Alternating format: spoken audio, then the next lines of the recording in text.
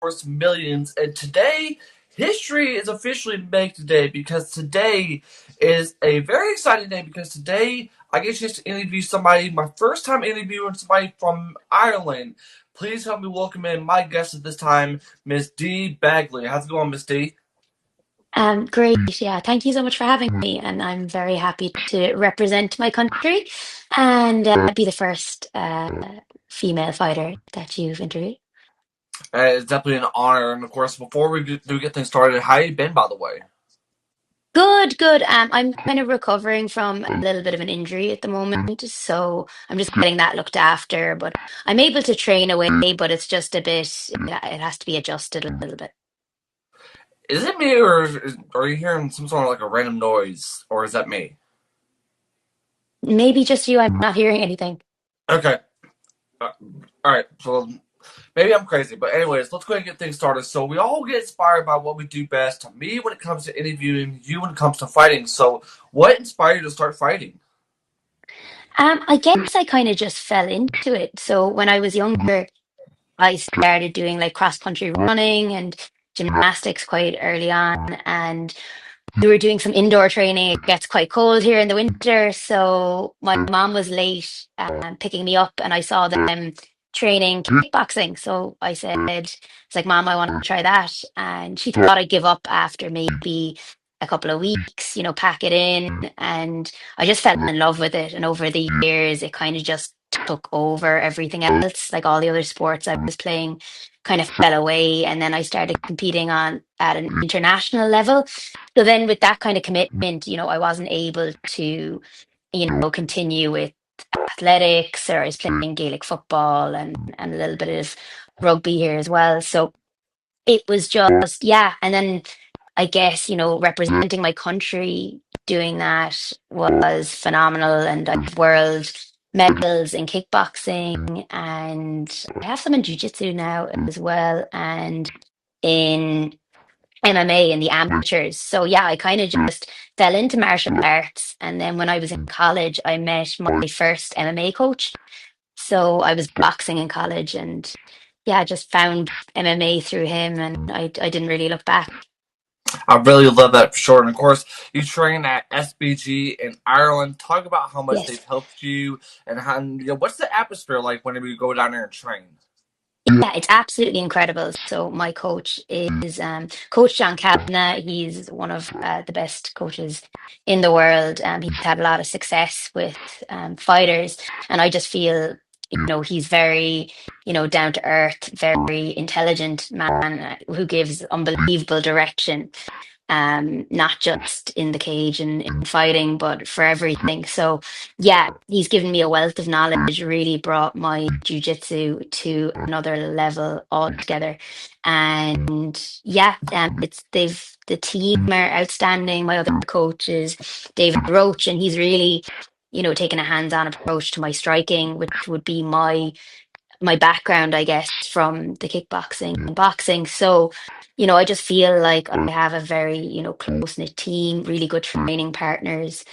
And yeah, it's like a family. It's very welcoming. I always have a smile on my face.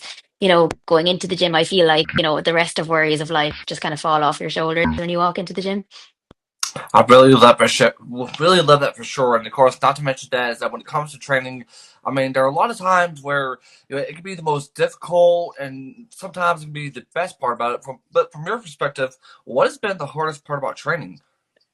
I think the hardest part about training is when you can't train, like at the moment when injuries get in the way. And I think that kind of resilience is the hardest because it's something you love doing. I love waking up every day, going training, and so when I'm not able to do that, it's very hard. And especially for prolonged periods of time, you kind of question yourself. You're like, oh, what do I do if I'm not training? So I think it's really important to have that mindset of like, they're inevitable. Getting injured is inevitable.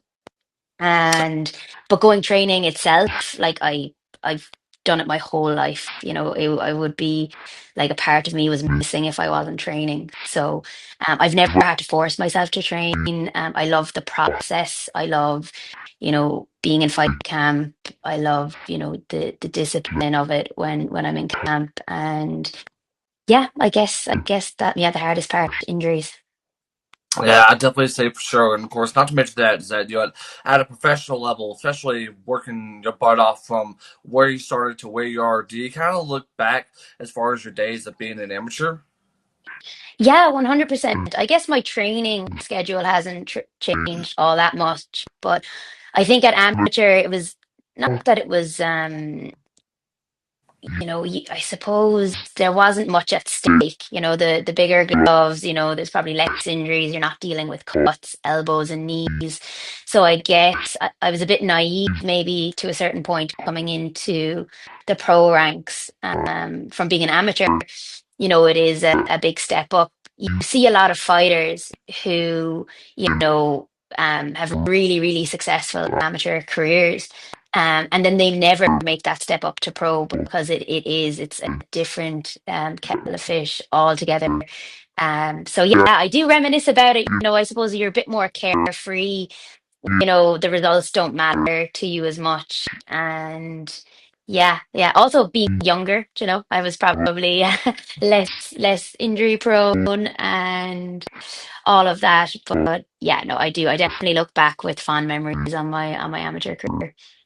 And of course, this is definitely one of my favorite questions to ask because a lot of times people focus on the physical aspects of fighting, but people really truly they don't focus as far as the mental aspects of things. So, from your point of view, how much has sport helped you out mentally? Massively, massively. I think in all aspects of my life, when it comes to, say, a professional career, even outside of sport, I think as a person, it makes you very emotionally resilient. So I think anything in life that's thrown at me, I think I handle it quite well, quite level-headed, just because in fighting, you have to have that. You can't, just because you have a bad day, you still have to show up. A day of a fight, if stuff's going on outside of, training, fighting, you can't let that, it has to be tunnel vision, kind of have to park stuff and, focus. So I guess it really has given me that ability to just, operate well under pressure, kind of in chaos a little bit. And yeah, I'm very emotionally aware of myself now. Just over the years, I think, you have to be, because there are days when, if you're not right in the head, you shouldn't even be on the mat training, so it's knowing your limits as well, I guess. And yeah, I suppose